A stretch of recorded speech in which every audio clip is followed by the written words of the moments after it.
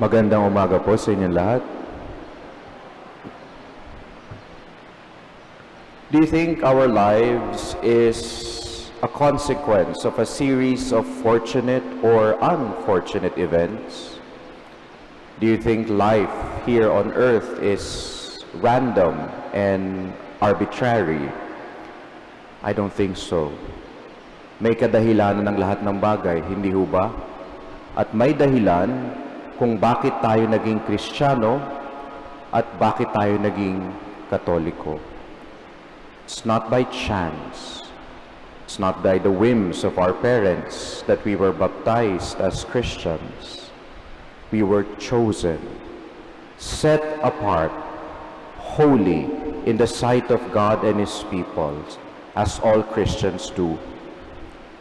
And that's no mistake, no matter how we consider ourselves unworthy and unfit to this call because of our sinfulness. God chooses us in spite of us, and we can never fathom His wisdom behind this.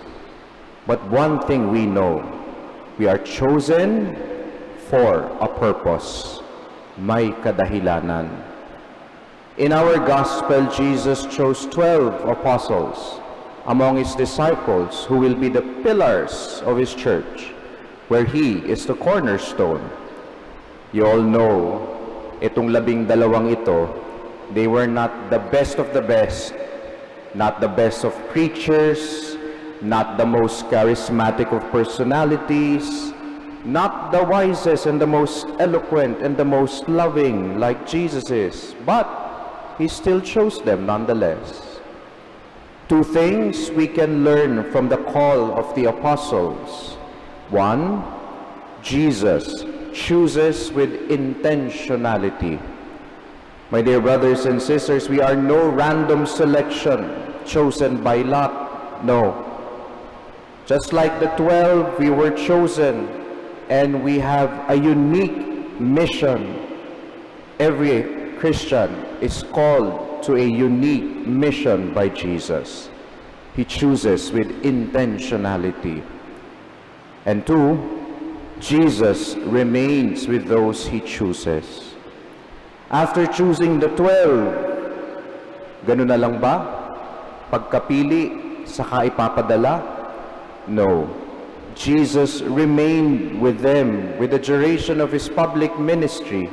And the apostles learned from Him because they were close to Him, journeyed with Him, before they were sent to their mission after Jesus' passion, death, resurrection, and ascension into heaven. Sa madaling sabi, bago sila naging apostoles, naging mga disipulo muna sila. We are chosen for a purpose, but we will only know His will, our mission through our vocation, if we choose to remain with Him and follow Him as His disciples. My dear brothers and sisters, discipleship is indispensable in our call. Hindi yan pwedeng mawala sa ating pagiging Kristiyano.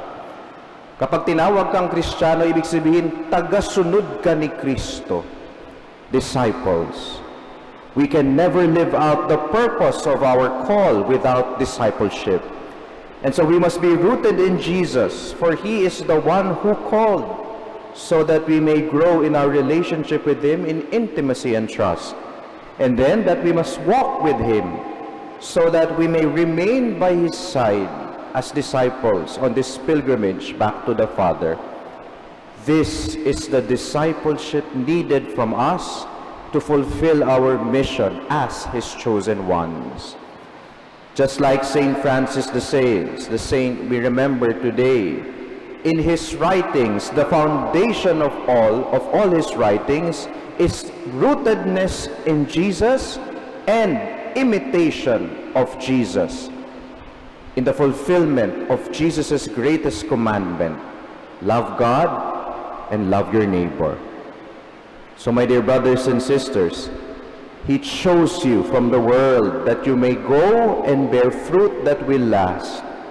We can only bear fruit in our mission if we are built upon Jesus, rooted in Jesus, and walk with Jesus.